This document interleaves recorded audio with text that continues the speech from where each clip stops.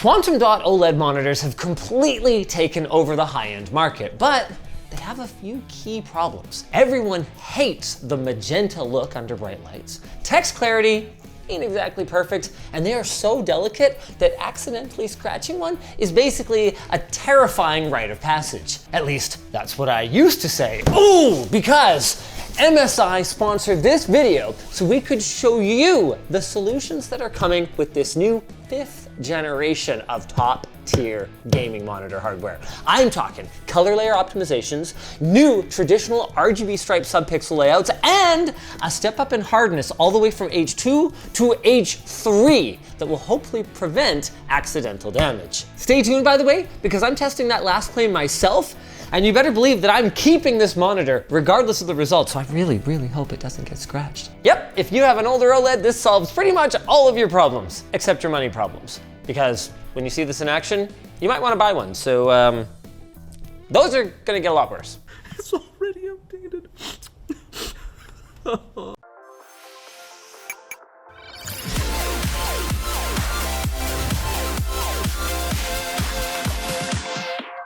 Genuinely very excited for this thing. Like MSI's previous 34-inch ultra-wide monitors, this is a 21:9 1440p 34-inch display.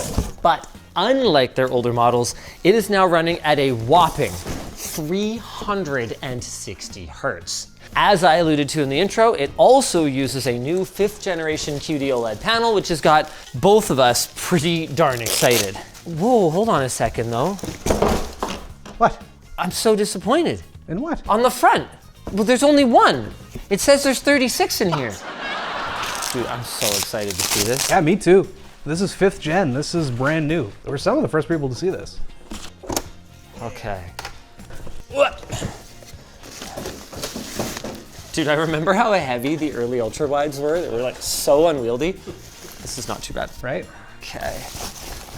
Got a good little look at the ID, classic MSI Dragon. Oh yeah. I/O is handled by dual HDMI's DisplayPort, as well as a 98-watt USB-C port that acts as like a single cable solution, as well as a built-in USB 3 hub. That's DP 2.1, UHBR 13.5. Of course, it would have to be to run those kinds of refresh rates. Why am I holding this? Yep. Oh, All right. Perfect. Oh, I think there's a screw inside my monitor.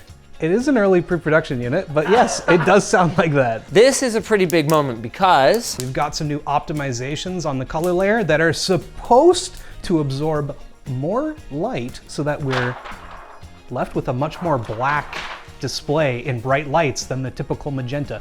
that is way better. It's still got a bit of a hue, A little bit, not but it is a lot better than it was before. You get a little bit of the pink hue around the edges. But not much.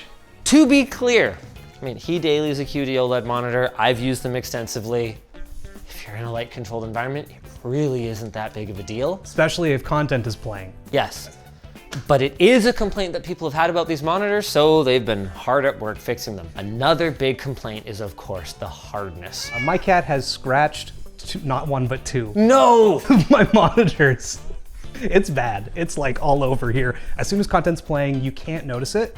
But other people online have also complained about micro scratches with just not taking care of the panel super, super carefully. I have an idea for how we can test this. I'm gonna need a cat.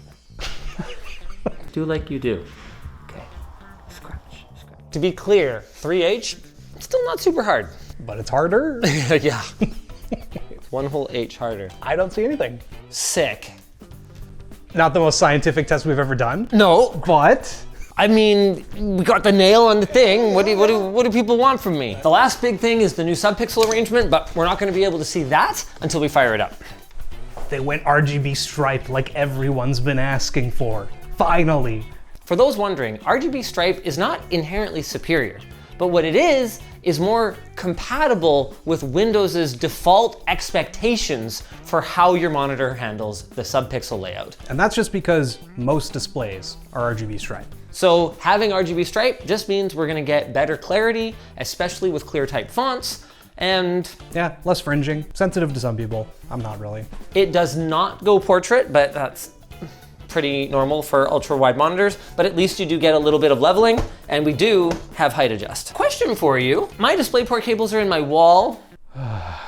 Do I need DP 2.0 in order to 360? I do, right?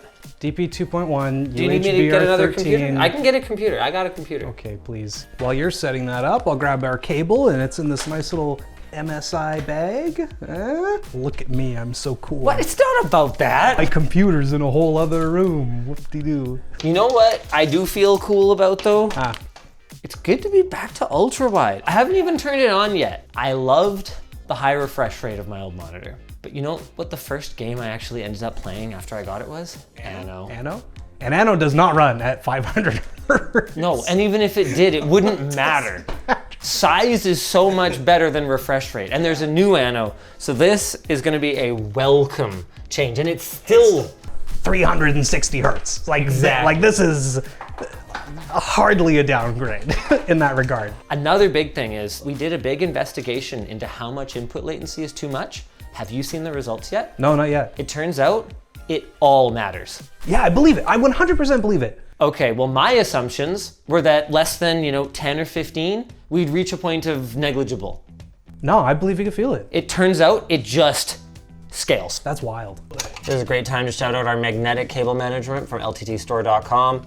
Getting a cable extracted to plug into a different thing is as simple as popping off a magnet. Love it. And putting it back, just throw more magnets around. Let's power it up. And unlike your C2, you're not gonna have any issues if you try to stream while playing ultra wide on a 16:9 display. You're not gonna have that weird black bar in the top. Did I plug in the monitor? The nipple does not turn it on,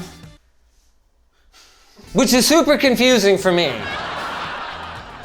Oh yeah, that's the stuff. You know, talking about latency earlier too, like one of the key things about this is having the lightning fast motion pixel response times as well. Now, I don't think that that's something that is materially improved over previous generations of QD-OLED. No, But you're not wrong. it's just OLED in general. It makes a huge difference to the clarity of a fast-moving image. Difference in the magenta levels is really noticeable. It's really not bad now. Yeah, no, this looks black. And off-axis, I'd say it's worse. Sure. So you're probably getting the very worst case scenario from over there, but dead on, looks great. Yeah.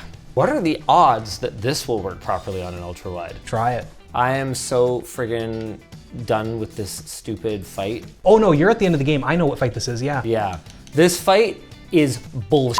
Well, in tactician mode, yes. Unfortunately, they didn't do like a proper difficulty scaling with like better AI for the enemies. They just juiced the opponent damage and then nerfed my damage and HP. I'm really glad I chose the normal mode or whatever, because yeah, that's BS. But you know what's not BS? Is playing a completely different game on this monitor. Should we find something that we can both play?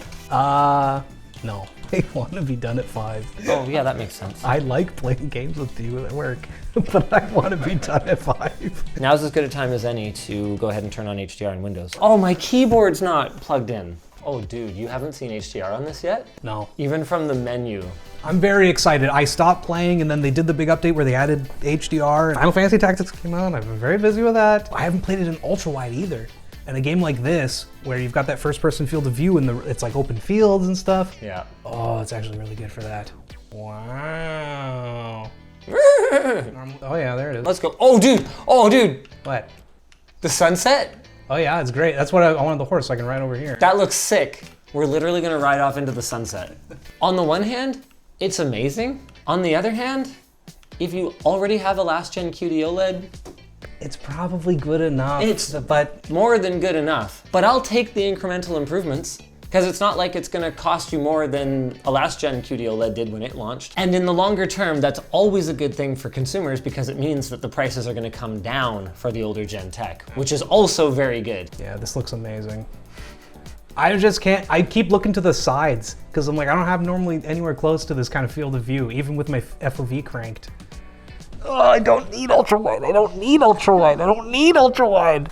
You know, it's a funny thing because when I went for a 42-inch 16:9, Yeah. right? I was like, well, this is it.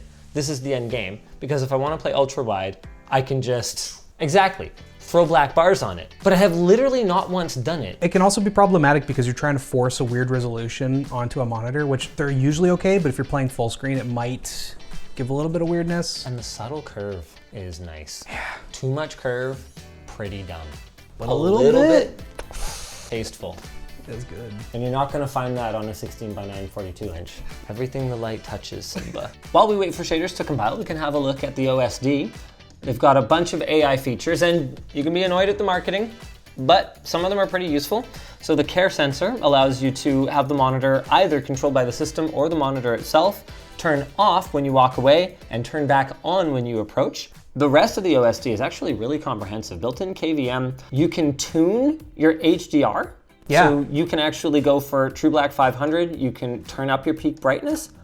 Or you can adjust the curve yourself, yeah. Oh, that's actually super cool. You can turn display screen compression on and off. I've personally never noticed a difference having it on, but if you want it off, you can do that.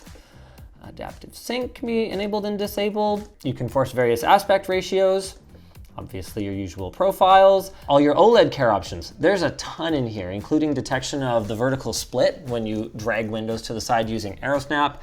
There's also multi-icon detection, taskbar detection. So these are gonna detect when you have icons and it'll just kind of like dim them, or the taskbar, it'll try to dim them to prevent burn-in. And then a bunch of cool stuff in here as well. RGB brightness, you can change your RGB, where the hell's the RGB? Probably on the back. Okay, this is cool. You can change your shortcuts.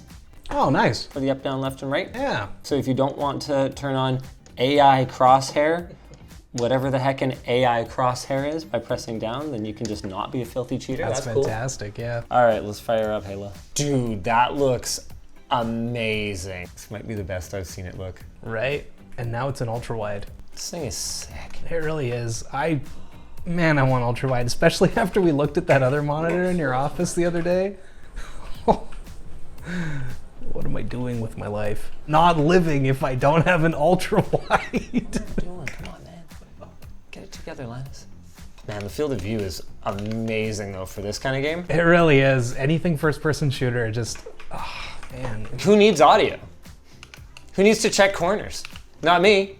Not this guy. Gosh, maxed out with HDR, it really does look so dude, doesn't good. it though? It really does. Like, that's what killed me, is like the game looks amazing. Like, what just happened? Did it detect me being gone? I wonder if it did, because it slowly dimmed and then it's coming back. Hold on. Dude, I was sitting way over here and it got confused. Okay, well the dimming feature works. Any display that I can go 2-in-1 with is a pretty good display. Well, cool monitor. Good job, MSI. Is there much else to say?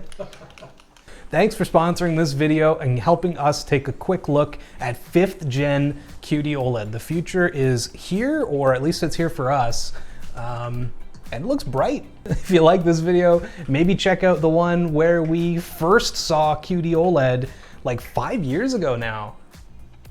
Shit, my team's gonna lose. I haven't been paying attention. Not carrying hard enough. See you later. Oh, shoot. Come here. Come on, come on, come on. This is why we try to not install Halo on the computers anymore. How did that grenade not get I don't know. I wasn't watching. I was trying to finish the video. I'm so upset.